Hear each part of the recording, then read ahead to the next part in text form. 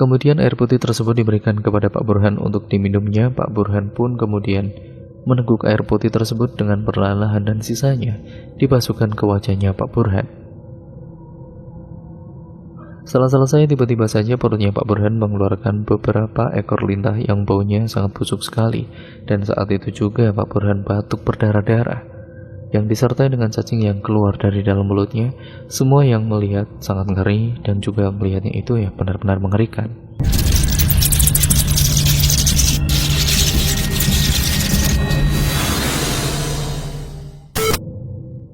Sore itu Pak Burhan melewati di sebuah jalanan utama yang ada di desanya. Pak Burhan melihat ada sebuah warung yang berada di pinggir jalan tersebut. Untuk menikmati suasana sore harinya, Pak Burhan mampir terlebih dahulu ke warung tersebut untuk sekedar membeli kopi, ngopi santai, dan makan camilan seperti pisang goreng.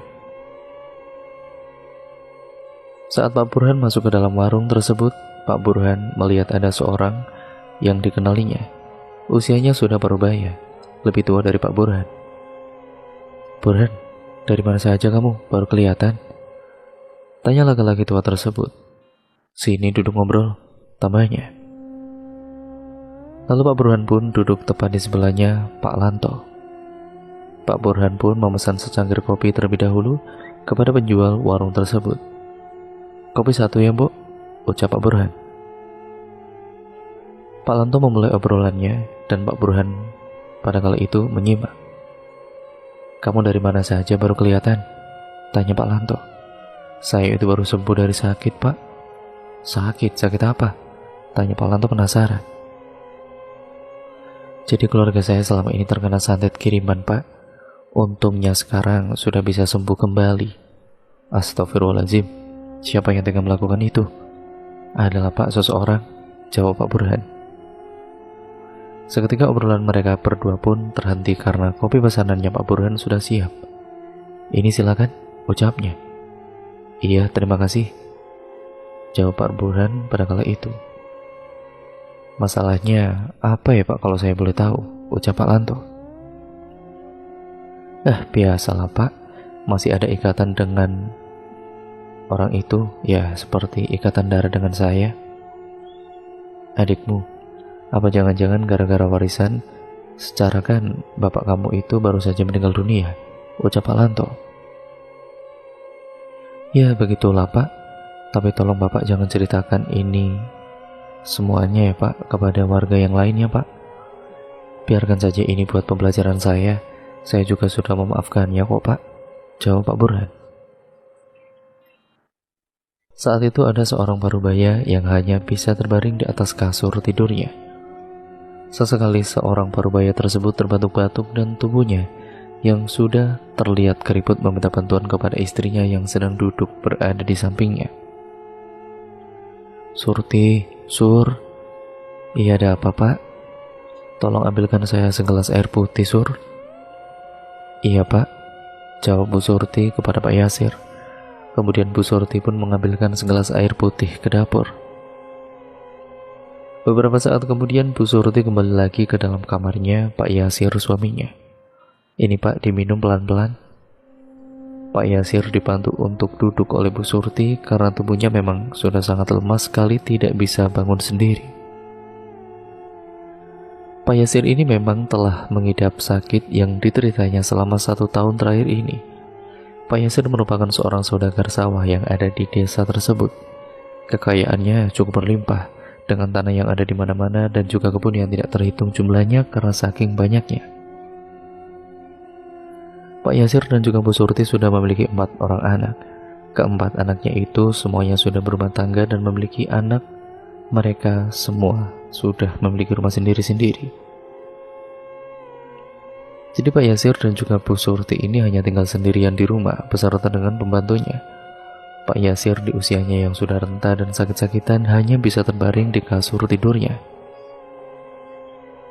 Pak Yasir menderita sakit komplikasi. Sakitnya itu sudah sangat parah sekali. Beberapa kali sudah dibawa ke berbagai rumah sakit, namun sakitnya Pak Yasir belum kunjung juga sembuh. Sampai beberapa sawahnya sudah ada yang dijual untuk pengobatannya juga. Karena sudah tahu kalau umurnya Pak Yasir ini sudah tidak lama lagi, Pak Yasir pun Akhirnya membuat surat wasiat, yaitu surat warisan untuk anak-anaknya jika Pak Yasir meninggal dunia nanti. Singkat ceritanya, suatu ketika tiba-tiba saja keempat anaknya itu datang ke rumah kedua orang tuanya. Mereka semua datang bersama dengan istri dan anak-anaknya, membuat suasana di rumah tersebut menjadi ramai sekali. Assalamualaikum. Waalaikumsalam, jawab Bu Surti. Kemudian keempat anaknya itu pun masuk semuanya ke dalam kamarnya Pak Yasir untuk menjenguk. Gimana Pak, sudah mendingan? Tanya Pak Burhan, anak pertama.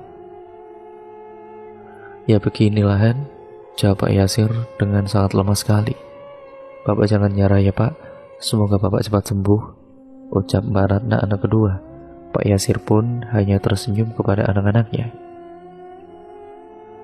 Sedangkan cucu-cucunya Pak Yasir yang menggemaskan datang menghampiri ke samping kasur Pak Yasir. Kakek cepat sembuh ya kek, nanti kita main lagi, ucap cucunya.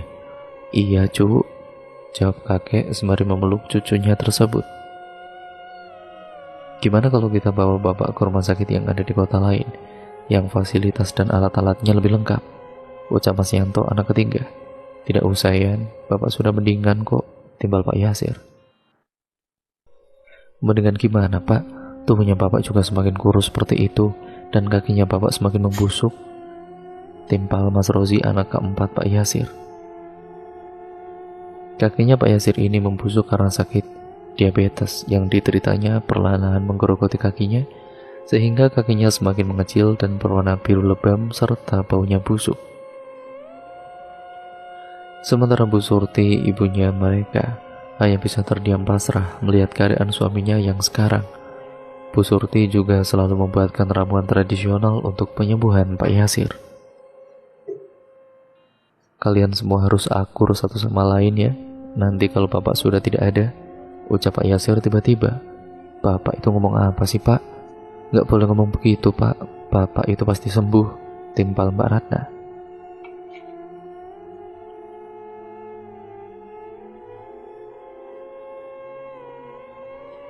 Bapak kan sudah tua dan bapak juga sudah tidak bisa apa-apa lagi. Sekarang ya beginilah bapak, jadi umur bapak pasti sudah tidak lama lagi. Seketika mereka semua tertunduk terdiam menangis mendengar apa yang dikatakan oleh bapaknya tersebut. Setelahnya mereka semua kembali ke depan untuk saling berbincang bersama karena sudah sekian lama mereka tidak bertemu. Gimana ini, kita bawa bapak saja ke rumah sakit lain saja apa bagaimana? Siapa tahu kan nanti bapak bisa disembuhkan, ucap Mas Yanto. Iya juga sih, ya sudahlah, nanti besok kita bawa bapak ke rumah sakit lain, timbal Pak Burhan. Pak Yasir yang sedang bermain dengan cucu-cucunya yang lucu itu di dalam kamarnya, tiba-tiba saja cucunya berteriak-teriak dari dalam kamarnya. Kakek kenapa? Sontak keempat anaknya Pak Yasir yang sedang asik mengobrol di ruang tamu seketika langsung terperanjat dan bergegas untuk masuk ke dalam kamarnya Pak Yasir. Ada apa ini? Tanya Pak Burhan. Pak Burhan dan adik-adiknya terkejut melihat bapaknya yang sudah kejang-kejang. Astagfirullah bapak, teriak Pak Burhan. Cepat-cepat, siapkan mobil cepat, ucap Mas Yanto dengan terburu-buru. Bu Surti menangis terseduh-seduh melihat keadaan suaminya tersebut, namun ditenangkan oleh Mbak Ratna.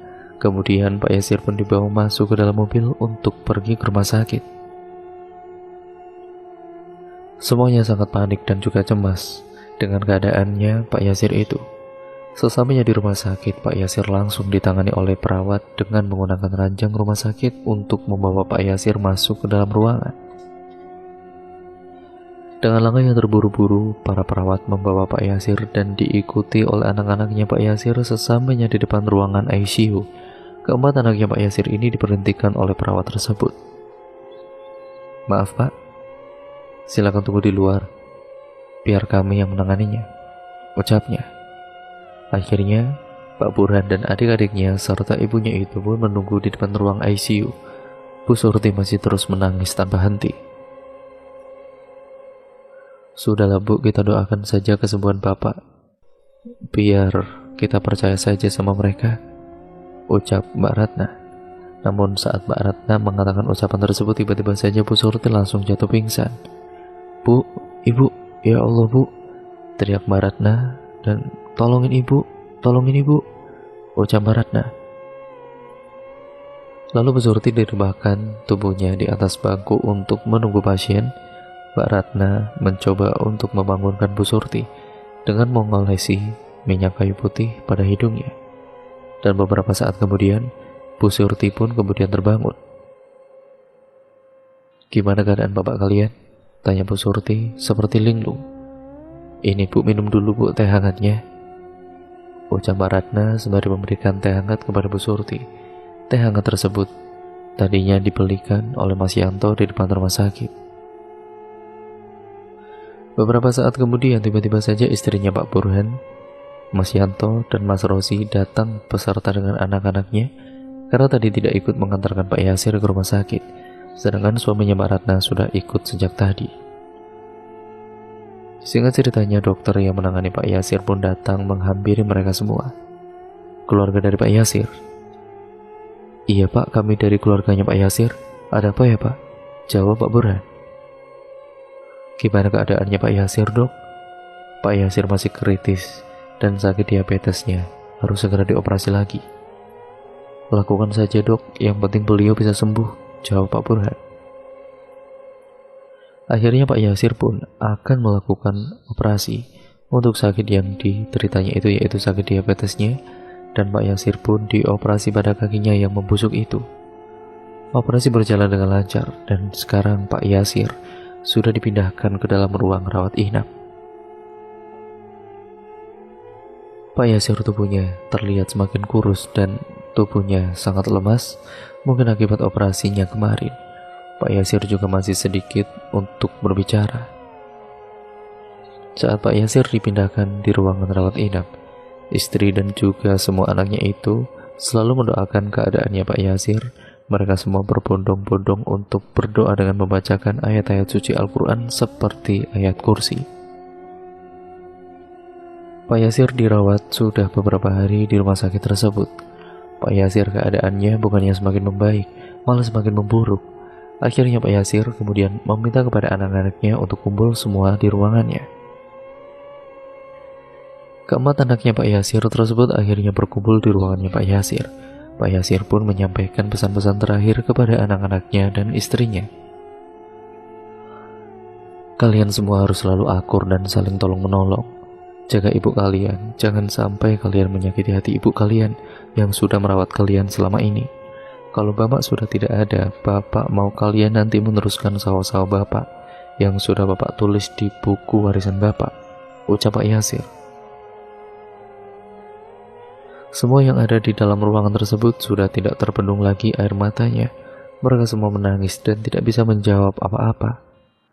"Kalian juga jangan tinggalkan ibadah kalian. Jangan lupa bersedekah juga," ucap Pak Yasir. Beberapa saat kemudian, Pak Yasir pun kejang-kejang. Bu Surti dan juga anak-anaknya pun mulai panik. Pak Burhan memanggilkan dokter untuk mengecek keadaannya Pak Yasir. "Dok, dokter, dok," teriak Pak Burhan. Dan beberapa saat kemudian dokternya pun dengan sigap datang ke dalam ruangannya Pak Yasir beserta dengan susternya. Kemudian dokter tersebut langsung memeriksa tubuhnya Pak Yasir yang tengah kejang-kejang itu. Namun akhirnya, pada kala itu, Pak Yasir mengembuskan napas terakhirnya dan nyawanya sudah tidak bisa tertolong lagi. Tangis pecah anak-anaknya Pak Yasir dan juga istrinya. Singkat ceritanya, hari itu juga jenazahnya Pak Yasir akan segera dibawa pulang ke rumahnya. Jenazahnya Pak Yasir dibawa dengan menggunakan mobil ambulan di rumah sakit tersebut. Para tetangga rumahnya ikut membantu untuk mempersiapkan peralatan seperti kursi, ember, kain kafan, dan lain sebagainya. Sesamanya di rumah, jenazahnya Pak Yasir langsung dimandikan dan disucikan. Dan setelah dimandikan, jenazahnya dibawa ke masjid terdekat untuk disolatkan sebelum dikuburkan. Para pelayatnya, tetangga-tetangganya sangat banyak sekali untuk mengantarkan Pak Yasir ini ke peristirahatannya yang terakhir kalinya. Karena Pak Yasir ini semasa hidupnya sangat baik sekali, sangat dermawan, dan meskipun kaya raya, Pak Yasir ini tidak pernah sombong memamerkan harta-hartanya. Pak Yasir juga selalu bersedekah dan membantu anak yatim piatu. Sehingga banyak orang yang sayang dengan Pak Yasir, dan banyak yang datang untuk melayat mengantarkan jenazahnya Pak Yasir untuk yang terakhir kalinya. Acara pemakamannya pun berjalan dengan lancar tanpa ada halangan suatu apapun. Bu Surti, istrinya, beserta dengan anak-anaknya masih tetap menangis. Acara tahlilan malam pertamanya Pak Yasir pun dilakukan di kediamannya Pak Yasir. Banyak tetangga yang datang untuk mendoakan almarhum Pak Yasir. Semua kerabatnya juga sudah datang ke rumahnya Pak Yasir kala itu. Sementara para wanita-wanita, istri dari anak-anaknya Pak Yasir beserta dengan Mbak Ratna, berada di dapur untuk menyiapkan seluruh hidangan untuk para tamunya.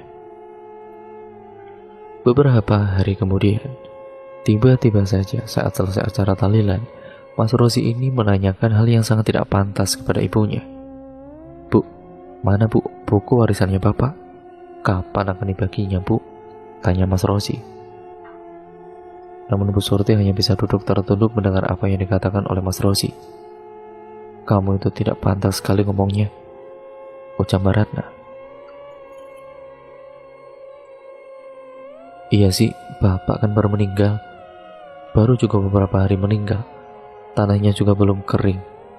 Tapi kamu sudah menanyakan hal itu. Benar-benar keterlaluan kamu itu," jawab Pak Burhan.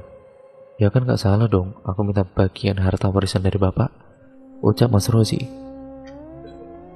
"Tapi," ucap Mas Yanto seketika terpotong.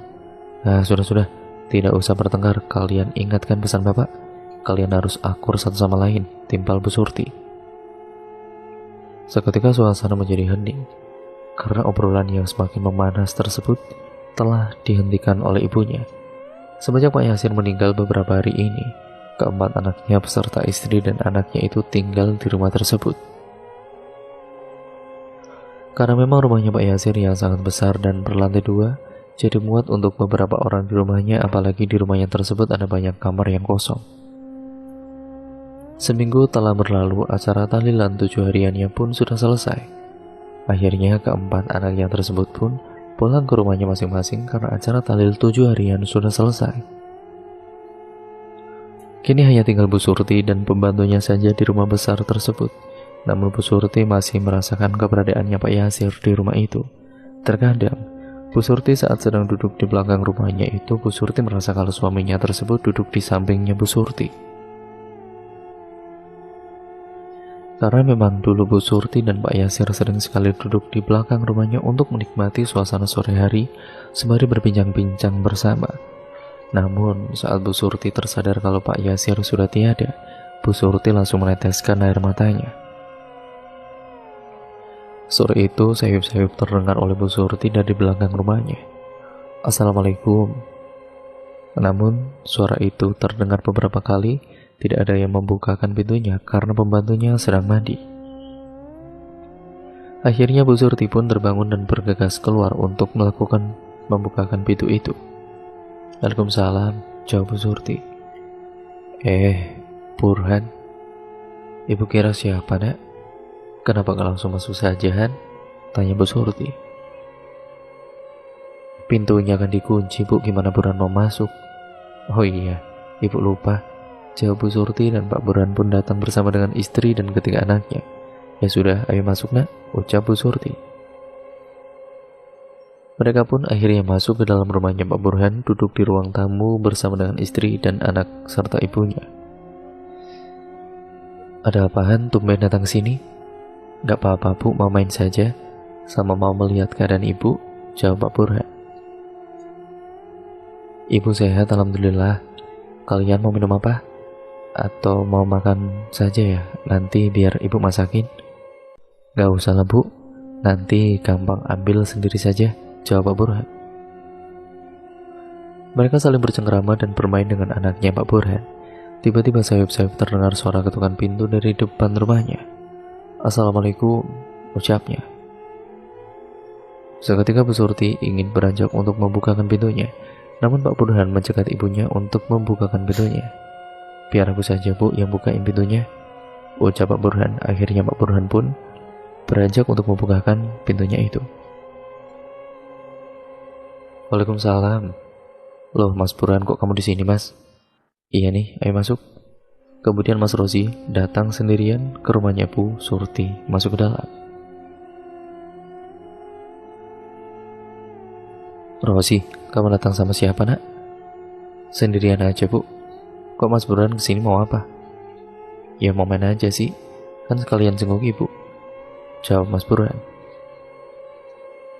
"Alah, kalian itu pasti sedang membicarakan soal harta warisan kan? Tapi secara diam-diam, apalagi kan Mas Burhan kan anak pertama, jadi dia yang diberitahu lebih awal gitu," ucap Mas Rozi tiba-tiba. "Astagfirullah, kamu ini ngomong apa sih? Kenapa sih yang kamu bahas itu selalu saja soal harta warisan itu?" "Ya emang itu kenyataannya kan, Mas. Mas Burhan sudah bersekongkol dengan ibu atas pembagian warisannya," ucap Rozi. "Kamu itu jangan fitnah sih. Tidak baik kamu memfitnah seperti itu." "Ah, tidak mau mengaku. Saya tahu akal-akalan kamu, Mas. Kamu itu menguasai semua harta warisan dari bapak kan? Mentang-mentang kamu ini anak pertama, anak tertuanya," ucap Mas Rozi. "Sudah cukup, Rozi. Kalau kamu kesini cuma bikin keributan saja, mending kamu pulang," ucap Bu Surti. Akhirnya Mas Rozi pun pulang ke rumahnya. Mas Burhan pun ikut pulang saat itu juga, supaya Mas Rozi ini tidak semakin curiga dan menuduh kepada Pak Burhan. Mas Rozi ini memang orangnya sangat keras kepala dan apa yang diinginkannya itu harus terwujud. Selain keras kepala, Mas Rozi juga orangnya tidak mau mengalah dengan siapapun itu. Mas Rozi juga merupakan anak yang sangat nakal. Dia berbeda dari kakak-kakaknya meskipun sudah menikah. Mas Rozi masih suka nongkrong dengan teman-temannya dan suka bermain judi. Kerjaannya Mas Rozi ini juga serabutan tidak menentu. Karena orangnya sangat pemalas, jadi tidak heran kalau Mas Rozi ini sangat menginginkan harta warisan dari bapaknya. Mas Rozi orangnya selalu membangkang kepada kedua orang tuanya. Singkat ceritanya, Mas Rozi datang kembali ke rumahnya Bu Surti dan lagi-lagi di sana sudah ada kakaknya Mas Burhan. Namun kali ini ketika kakaknya juga sudah ada di sana. "Assalamualaikum," ucap Mas Rozi. "Waalaikumsalam," jawab semua yang ada di dalam. Mas Rozi datang bersama dengan istri dan kedua anaknya. "Loh, ternyata kalian ada di sini juga ya?" ucap Mas Rozi. Ada apa ini? Kenapa aku tidak diajak berdiskusi?" "Gak ada apa-apa sih, kita cuma mau main di sini saja kok. Mau jenguk ibu." Aku gak percaya. Kenapa kalian bisa datangnya barengan seperti ini? Pasti kalian ada apa-apanya kan?" jawab Mas Rozi dengan kekeh. "Terserah kamu saja sih. Kalau kamu tidak percaya ya sudah, tidak apa-apa.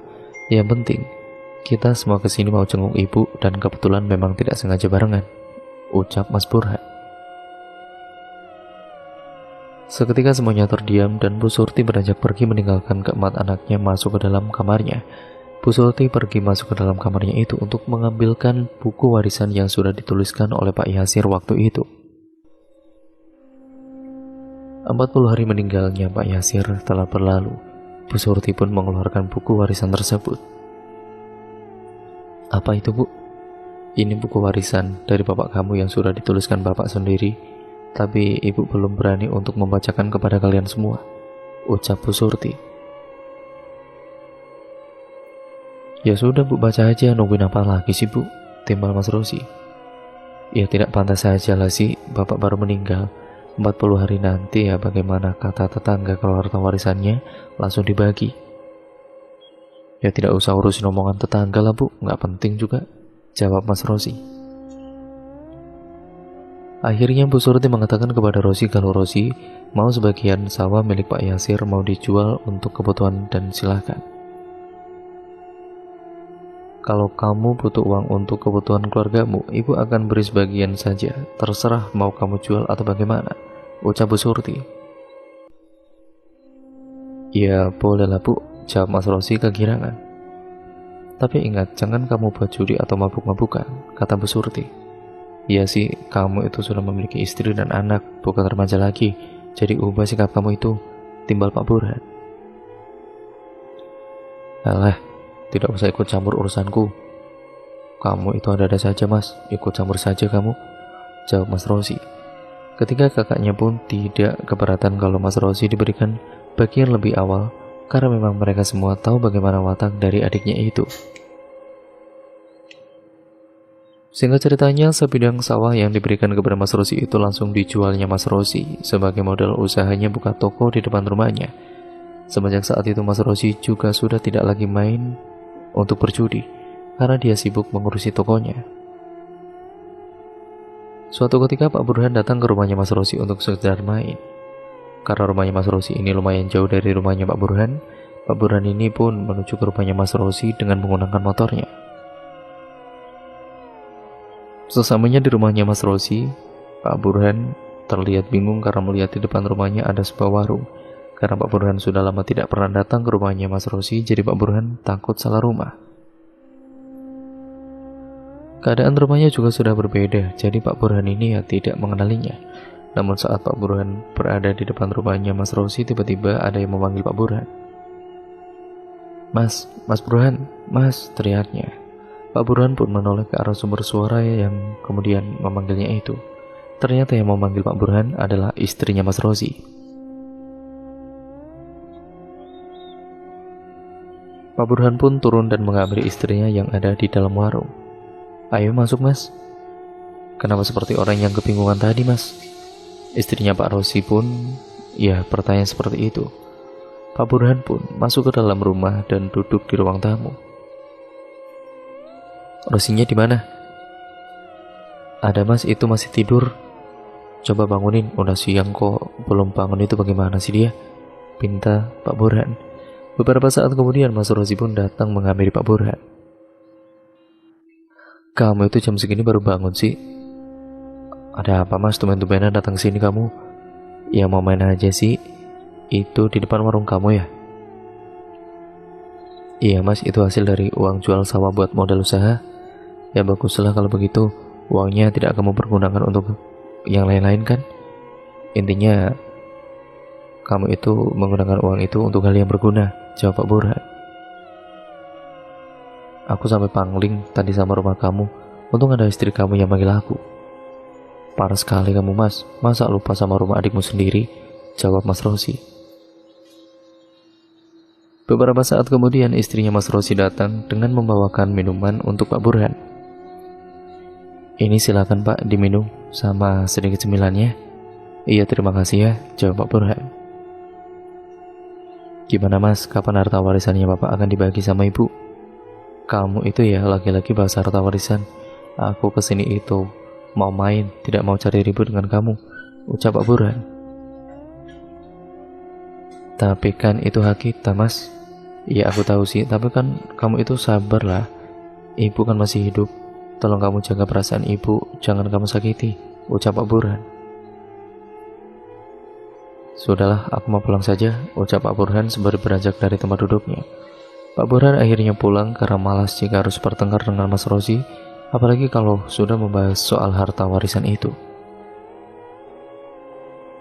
Singkat ceritanya, hari itu di mana Bu Surti memanggil keempat anaknya untuk membagikan harta warisan Pak Burhan, Mbak Ratna, Mas Yanto, dan Rosi pun datang ke rumah ibunya. Mas Rosi betul-betul sangat semangat saat dipanggil untuk datang ke rumahnya Bu Surti. Ya apalagi sudah diberitahu akan dibagikan harta warisannya lagi. Mas Rosi pun tambah semakin semangat. Setelah semuanya sudah terkumpul di rumahnya Bu Surti, mereka semua duduk melingkar di ruang keluarga dan Bu Surti juga mengambil buku warisan milik almarhum suaminya itu.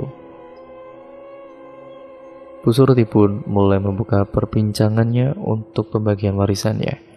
Setiap anak-anaknya diberikan harta warisan sama rata seperti yang sudah dibagikan oleh Pak Yasir. Jadi hari ini ibu akan membagikan harta warisannya kepada kalian sesuai dengan apa yang sudah dibuat oleh bapak kalian. Bu Surti mulai membacakan pembagian warisannya kepada anak pertamanya terlebih dahulu, kemudian dilanjut dengan anak kedua, anak ketiga dan anak keempat, Mas Rosi yang paling terakhir. Setelah semuanya sudah dibacakan, sekarang gilirannya Bu Surti membacakan pembagian milik Mas Rosi. Untuk kamu Rosi, kamu mendapatkan sebidang tanah saja dan beberapa uang nantinya dari bapak kamu, ucap Bu Surti. Loh, gak bisa gitu dong Bu, masa aku dapatnya lebih sedikit? Kamu lupa ya Rosi, kamu kan sudah mendapatkan bagian lebih dulu waktu itu, ucap Bu Surti. Tapi kan harusnya aku yang mendapatkan bagian lebih banyak Bu, aku kan anak yang paling terakhir. Sudahlah sih, kamu itu jangan serakah, kan kamu sudah mendapatkan bagiannya masing-masing, jawab Pak Burhan. Karena sudah naik pita, Mas Rosi pun menggebrak meja yang ada di depannya. Brak! Sontak semua yang ada di ruangan tersebut pun terkejut saat Mas Rosi mendobrak meja tersebut. Maksud kamu itu apa sih? Kamu gak sopan sekali sama ibu, ucap Pak Burhan. Aku gak terima ini semua pokoknya, ucap Mas Rosi. Lalu Mas Rosi pun pulang meninggalkan mereka semua di tempat tersebut. Mas Rosi sudah naik pitam, pulang keluar bersama dengan istri dan anaknya. Singkat ceritanya, setelah pembagian harta warisan tersebut, Mas Rosi sudah tidak kembali datang lagi ke rumahnya Bu Surti. Namun Pak Burhan merasa gelisah setiap harinya saat setelah pembagian warisan tersebut. Pak Burhan merasa kalau di dalam rumahnya dia merasa gelisah. Bahkan saat sedang tertidur, Pak Burhan sempat bermimpi buruk dalam tidurnya. Pak Burhan bermimpi didatangi oleh sosok yang sangat menyeramkan. Pak Burhan ini bermimpi didatangi oleh sosok genderuwo di depan rumahnya. Sosok genderuwo itu berdiri tepat di depan rumahnya Pak Burhan. Sosok genderuwo tersebut pun tinggi besar dan tubuhnya berbulu sangat banyak ataupun lebat berwarna hitam. Dan sosok genderuwo tersebut mengeluarkan kedua taringnya dari dalam mulutnya dengan matanya yang sangat merah menyala. Dan pada saat itu juga Pak Burhan sedang berada di depan ruang tamunya, sedang duduk sambil membaca koran berita kala itu. Tiba-tiba Pak Burhan ini melihat dari depan rumahnya, depan pintu terasa gelap. Akhirnya Pak Burhan pun, karena penasaran terbangun untuk melihat apa yang ada di depan rumahnya itu. Betapa terkejutnya Pak Burhan ketika melihat ada sosok genderuwo tengah berdiri di depan pintu tersebut. Namun saat Pak Burhan ingin teriak dan ingin lari, tubuhnya terasa sangat kaku. Pak Burhan tubuhnya ini sangat kaku dan benar-benar mulutnya itu terasa terkunci. Sontak Pak Burhan hanya bisa terdiam saja saat ada sosok genderuwo berada tepat di hadapannya. Sosok genderuwo tersebut mengatakan kepada Pak Burhan, "Kamu akan mati beserta keluargamu," ucap sosok genderuwo tersebut. Beberapa saat kemudian sosok genderuwo tersebut menghilang dan entah kemana perginya. Dan saat itulah tubuhnya Pak Burhan bisa kembali digerakkan. Pak Burhan pun terbangun dengan berteriak. Wah! Tubuhnya Pak Burhan dipenuhi dengan keringat yang membasahi bajunya, dan istrinya Pak Burhan yang tidur di sampingnya Pak Burhan akhirnya terbangun juga. Ada apa Pak? Bapak mimpi buruk ya? Tanya istrinya. Pak Burhan belum bisa menceritakan kepada istrinya karena Pak Burhan napasnya masih tidak beraturan. Istrinya pun mengambilkan air putih untuk Pak Burhan kala itu. Dan saat malam itu juga, sekitar pukul 2 dini hari, Pak Burhan dan juga istrinya mendengar ada suara ledakan yang sangat dahsyat sekali dari arah atas atap rumahnya Pak Burhan. Dar! Ledakan tersebut terdengar sangat keras sekali dan disertai dengan suara kaca pecah. Prang! Sontak Pak Burhan dan istrinya pun terbangun dan ingin melihat apa yang sebenarnya telah terjadi. Ketika Pak Burhan dan juga istrinya keluar dan melihat apa yang sebenarnya terjadi, namun tidak ada apa-apa. Akan tetapi saat Pak Burhan dan juga istrinya tersebut melihat ke dalam kamar anaknya yang terakhir, Pak Burhan dan istrinya benar-benar terkejut. Tubuhnya dalam keadaan kosong, dan saat itulah anak terakhirnya Pak Burhan meninggal dunia seketika. Namun saat meninggal, di bagian tubuhnya terdapat sebuah lingkaran yang berwarna hitam berada di lengan tangan anaknya. Malam itu juga Pak Burhan dan istrinya menangis dan tidak tertahankan air matanya. Akhirnya keesokan harinya jenazah anak terakhirnya Pak Burhan ini dimakamkan. Terlihat saudara-saudaranya Pak Burhan beserta kerabat yang lainnya, akan tetapi Mas Rosi tidak terlihat sendiri di antara yang lain. Pak Burhan pikir mungkin Mas Rosi masih sakit hati kepada Pak Burhan. Karena Pak Burhan mendapat harta warisan lebih banyak, jadi Mas Rosi tidak mau untuk datang ke rumahnya Pak Burhan. Namun Pak Burhan masih heran dengan kematian anak terakhirnya Pak Burhan yang meninggal secara tiba-tiba dan secara tidak wajar itu. Pak Burhan dan istrinya masih terus belum rela dengan kematian anaknya itu, meskipun itu sudah takdir dari Allah SWT. Sehingga ceritanya, setiap tengah malam Pak Burhan mendengar seperti ada suara orang sedang memainkan piring dan sendok di meja makan mereka. Karena penasaran, akhirnya Pak Burhan pun melihat ke arah belakang. Namun saat Pak Burhan melihat ke arah ruang makannya, tidak ada apa-apa di sana. Seketika Pak Burhan pun merinding ketakutan dan akhirnya kembali lagi masuk ke dalam kamarnya. Tidak hanya itu, saat Pak Burhan baru saja merebahkan tubuhnya, Pak Burhan mendengar ada suara seperti batu kerikil yang jatuh dari atap rumahnya. Suara batu kerikil tersebut cukup banyak dari atap rumahnya. Suara batu kerikil tersebut sangat mengganggu tidurnya Pak Burhan. Jadi Pak Burhan pun keluar untuk melihat apa yang sebenarnya terjadi. Dengan langkah perlahan-lahan Pak Burhan keluar dari rumahnya untuk melihat ke atas atap rumahnya waktu itu sekitar pukul 11 malam. Akhirnya Pak Burhan pun keluar rumahnya dan berdiri di halaman rumahnya menatap ke atas atap rumahnya sendiri. Saat Pak Burhan melihat ke atap rumahnya, betapa terkejutnya Pak Burhan. Di atas atap rumahnya Pak Burhan melihat ada sosok genderuwo yang tengah duduk di atap rumahnya itu. Sosok genderuwo tersebut menghadap ke arahnya Pak Burhan dengan tatapan tajam dengan mata yang merah menyala. Sontak Pak Burhan mengucap istighfar dari dalam hati karena Pak Burhan seketika mulutnya seperti terkunci dan tubuhnya saat itu terasa sangat kaku.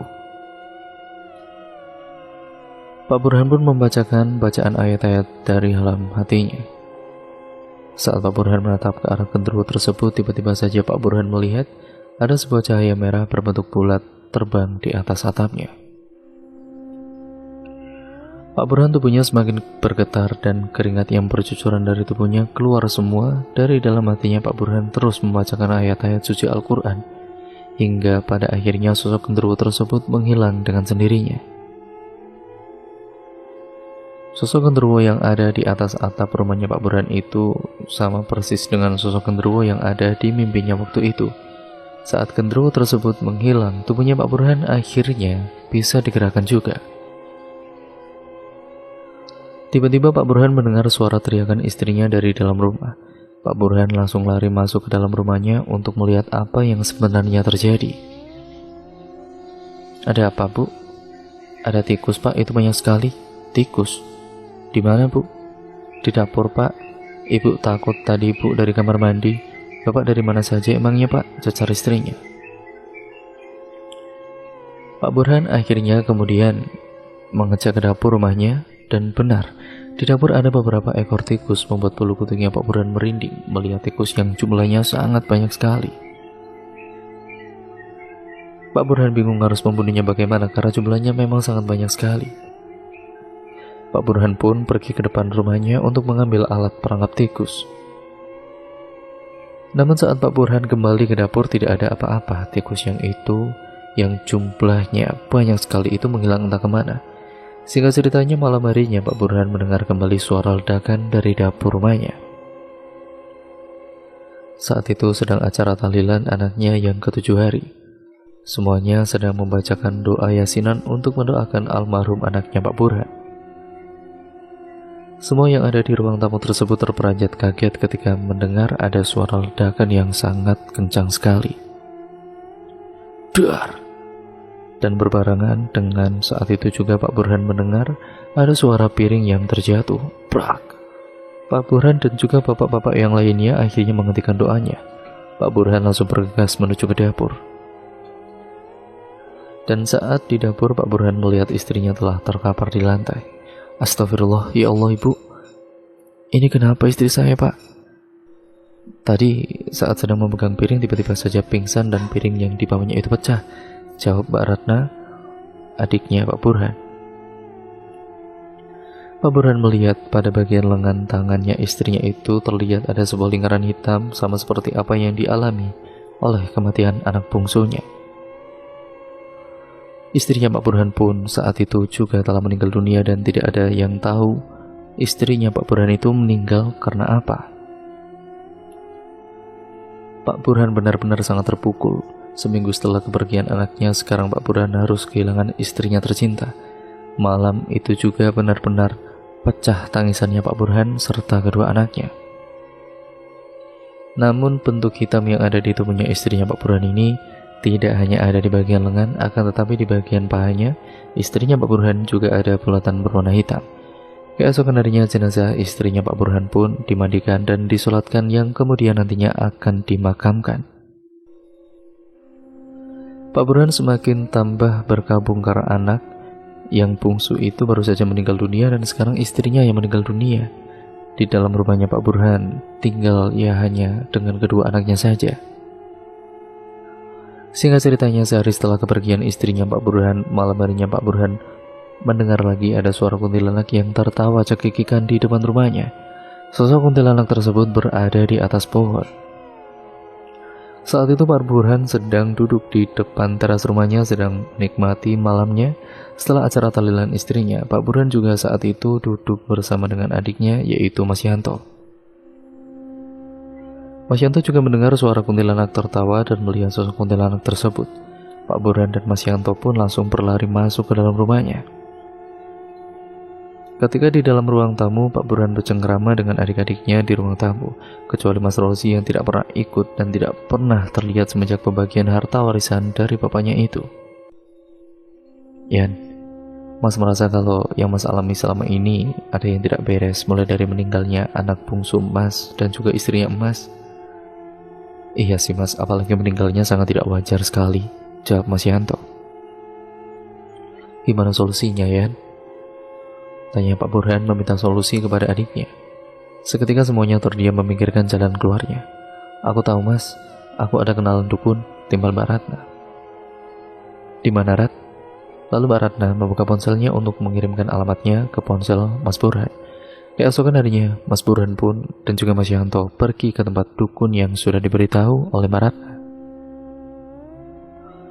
Pak Burhan dan juga Mas Yanto datang ke rumahnya dukun itu menggunakan sepeda motor.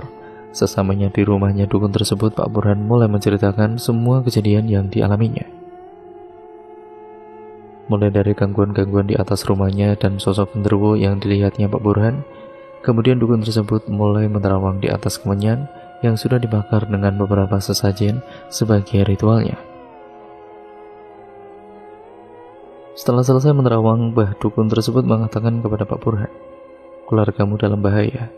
"Bahaya kenapa Mbah?" tanya Pak Burhan. "Ada seseorang yang mencoba mengirim santet kepada keluargamu, dan santet ini sangat mematikan. Satu keluarga bisa langsung mati. Ritual yang dikirim oleh dukun santet tersebut melalui tanah. Santet ini namanya santet Brojo," jelas Mbah dukun. "Lalu, apa yang harus saya lakukan Mbah?" "Kamu tenang saja, nanti saya akan mengirimkan rumah kamu pagar gaib," jawab Mbah dukun itu. Akhirnya setelah itu Pak Burhan dan Mas Yanto pun pulang ke rumahnya. Malam harinya Pak Burhan kembali mendengar ada suara ledakan dari atap rumahnya. Karena takut ada apa-apa, akhirnya Pak Burhan pun melihat ke anak-anaknya, ternyata tidak ada apa-apa. Mungkin karena Mbah dukun tersebut telah memberi pagar gaib di seluruh rumahnya Pak Burhan, jadi gangguan tersebut tidak tembus ke dalam rumahnya Pak Burhan lagi. Singkat ceritanya, suatu ketika saat malam hari tubuhnya Pak Burhan menjadi kaku saat acara tahlilan di rumahnya Pak Burhan. Pak Burhan terlentang di lantai dengan matanya melotot dan perutnya yang membuncit. Membuat semua orang yang datang untuk tahlilan di rumahnya Pak Burhan itu berhenti membacakan doanya. Melihat keadaannya Pak Burhan, kebetulan saat acara tahlilan tersebut ada petuah di desanya. Dan beliau ini merupakan orang pintar dan ahli spiritual. Kita sebut saja namanya Pak Prapto. Pak Prapto mendekat ke tubuhnya Pak Burhan, kemudian membacakan doa-doanya dengan memegangi perutnya Pak Burhan yang semakin membuncit.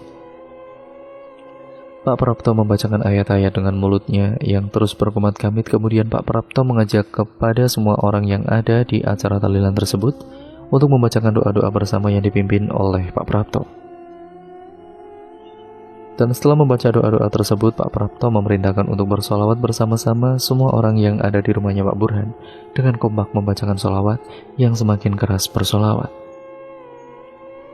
Pak Burhan semakin mengerang kesakitan dengan matanya yang melotot dan tubuhnya yang memberontak-berontak kejang-kejang tidak karuan. Perutnya Pak Burhan ketika sedang dibacakan doa-doa dan solawat semakin membesar, seperti akan meledak kala itu.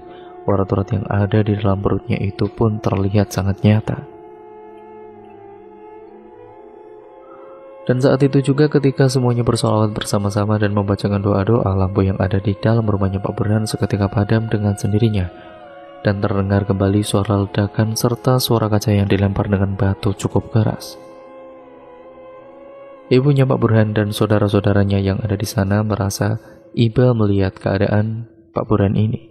Pak Prapto terus membacakan doa-doanya ketika Pak Burhan sadar, namun kesadarannya itu bukan sosok Pak Burhan. Sosok yang ada di dalam tubuhnya Pak Burhan itu mengatakan sesuatu kepada Pak Prapto. Siapa kamu? Apa kamu ikut-ikut ini bukan urusan kamu? Untuk apa kamu ikut-ikut? Ini jelas urusan saya. Kau yang ada di dalam tubuhnya orang ini cepat keluar atau mau aku bakar dengan ayat-ayatnya, ucap Pak Prapto. Bismillahirrahmanirrahim. Allahu Akbar. Allahu Akbar, ucap Pak Prapto sembari membacakan ayat-ayat suci Al-Quran untuk mengusir sosok yang ada di dalam tubuhnya Pak Burhan. Dan Pak Prapto akhirnya berhasil mengeluarkan sosok genderuwo yang ada di dalam tubuhnya Pak Burhan, karena sosok genderuwo tersebut telah merasuk ke dalam tubuhnya Pak Burhan. Pak Prapto kemudian meminta air kepada Mbak Ratna, segelas air untuk nantinya akan dibacakan doa oleh Pak Prapto. Setelah segelas air putih sudah disiapkan oleh Mbak Ratna, Pak Prapto membacakan air putih tersebut dengan mulutnya yang terus berkumat kamit. Kemudian air putih tersebut diberikan kepada Pak Burhan untuk diminumnya. Pak Burhan pun kemudian meneguk air putih tersebut dengan perlahan dan sisanya dibasuhkan ke wajahnya Pak Burhan. Setelah selesai, tiba-tiba saja perutnya Pak Burhan mengeluarkan beberapa ekor lintah yang baunya sangat busuk sekali. Dan saat itu juga Pak Burhan batuk berdarah-darah yang disertai dengan cacing yang keluar dari dalam mulutnya. Semua yang melihat sangat ngeri, dan juga melihatnya itu ya benar-benar mengerikan. Akhirnya semuanya telah dibersihkan dan perutnya Pak Burhan juga sudah mengempes. Pak Prapto sebagai orang pintar alias spiritual yang ada di desanya mengatakan kepada Pak Burhan dan semua yang ada di sana, Pak Burhan ini telah dikirim santet oleh seseorang yang masih saudara dengannya.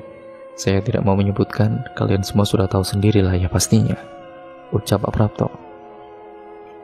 Santet yang dikirimkan oleh dukun santet suruhan pelaku itu jenis santet brojo yang sangat mematikan, dan wallahu alam, kematian anak istrinya Pak Burhan bisa jadi karena kiriman santet tersebut. Tapi kita tidak dapat menyimpulkannya karena mungkin memang sudah takdirnya dari Allah SWT. Waktu itu saya bermimpi dan selalu melihat sosok genderuwo serta ada bola api melayang di rumah saya, Pak, ucap Pak Burhan. Yaitu memang kiriman dari dukun santet. Beliau mengirimkan santet ini melalui tanah dan juga dengan api yang dikirimkannya. Dan jin yang merasuki ke dalam tubuhnya Pak Burhan ini adalah jenis jin konsap. Mereka membuat Pak Burhan meninggalkan sholatnya, jadi gampang sekali untuk melihat sosok-sosok dan gampang dipengaruhinya, jelas Pak Prapto. Tapi tenang saja, santet itu sudah saya kirimkan balik kepada pengirimnya. Keluarganya Pak Burhan insya Allah tidak diganggu lagi. Perbanyak ibadahnya ya Pak, ucap Pak Prapto. Iya Pak, terima kasih ya Pak, jawab Pak Burhan. Akan saya balas perbuatannya itu. Sudah lebih baik damai saja, tidak baik balas dendam, biar Allah saja yang membalasnya, jawab Pak Burhan dengan begitu tegas. Namun Pak Burhan juga harus ikhlas, kata Pak Prapto. Dan akhirnya Pak Prapto pun mengajak Pak Burhan dengan yang lainnya untuk ke depan halaman rumahnya. Pak Prapto menemukan sebuah kain putih yang di dalamnya terbungkus sebuah tulisan kertas yang bertuliskan keluarga Burhan. Lalu kemudian Pak Prapto ini membakar benda tersebut hingga menjadi abu. Dan proses pembakaran kain putih tersebut Pak Prapto merapalkan bacaan ayat-ayat suci Al-Quran. Yang kemudian dilakukan Pak Prapto tadi kepada Pak Burhan adalah ruqyah syariah. Singkat ceritanya, keluarganya Pak Burhan sudah tidak diganggu lagi dan Pak Burhan mendapatkan kabar dari istrinya Mas Rozi bahwa Mas Rozi sedang sakit parah. Pak Burhan dengan adik-adiknya serta ibunya yaitu Bu Surti pun datang ke rumahnya Mas Rozi. Mas Rozi sakit muntah-muntah darah terus-menerus tanpa henti hingga tubuhnya terlihat sangat kurus. Sudah dibawa periksa kemana-mana akan tetapi sakitnya tidak ujung sembuh juga. Tubuhnya Mas Rozi ini hanya bisa terbaring kaku di kasurnya. Bahkan tidak bisa berbicara, hanya saja Mas Rozi terus muntah-muntah darah. Saat Pak Burhan dan keluarganya yang lainnya datang, Mas Rozi juga hanya bisa menangis saja. Aku itu salah apa sama kamu, Dek? Hanya karena harta warisan kamu tega membuat anak dan istriku meninggal. Kalau kamu butuh uang, kamu kan bisa meminta bantuan kepada kakak-kakakmu. Sudah puas sekarang kamu, aku sudah memaafkan kamu sih. Kalau aku ada salah, aku minta maaf, ucap Pak Burhan. Namun Mas Rozi ini hanya bisa terus menangis, tidak bisa berkata apa-apa. Seluruh hartanya Mas Rozi habis tidak tersisa untuk pengobatan dan sampai sekarang Mas Rozi masih tetap sakit, belum sembuh-sembuh juga.